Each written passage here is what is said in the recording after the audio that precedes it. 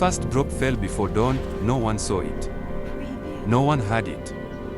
But the earth of Obiku village drank it in like it had been waiting. By sunrise, the river had turned the color of rust. Obiku was the kind of place where silence carried meaning. When the elders stopped greeting each other at the square, it meant something was wrong. When dogs howled in daylight, it meant something worse, and when the river changed color, it meant blood had been spilled. Eo was the first to see it. He had gone down to the banks to wash his father's fishing nets. The water, usually clear and gentle, moved thick and slow. He dipped his hand in. It stained his palm red, not paint. Not clay, blood.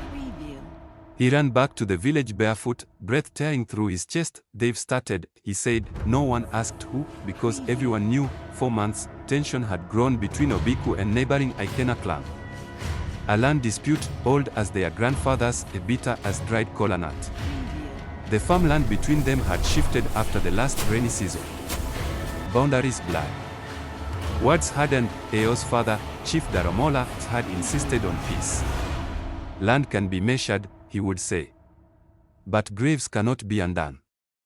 But not everyone agreed. The younger men wanted retaliation.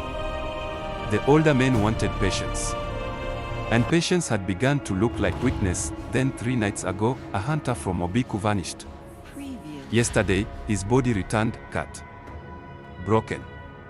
Thrown into the river. By noon, the square was filled. Spears leaned against walls.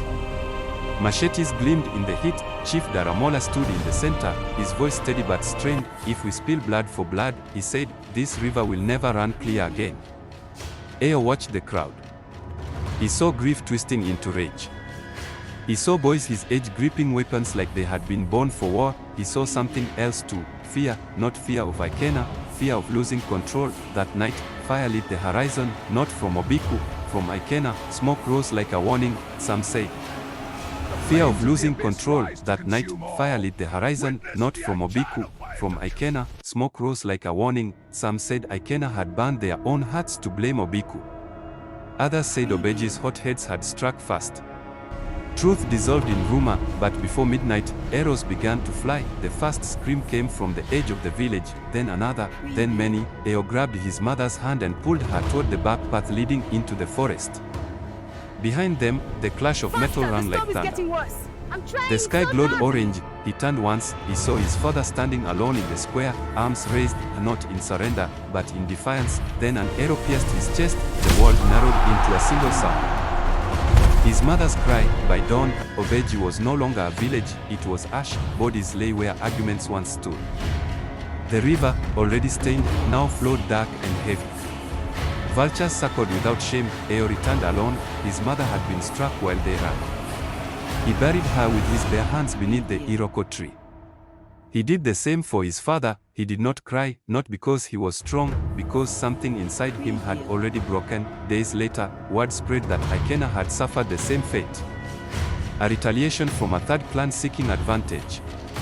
No one truly knew who struck first anymore. All that remained certain was this: blood had been spilled, and it had not satisfied anyone.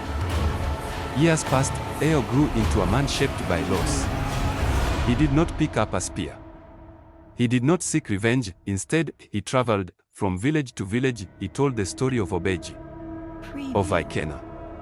Of how pride sharpened into weapons.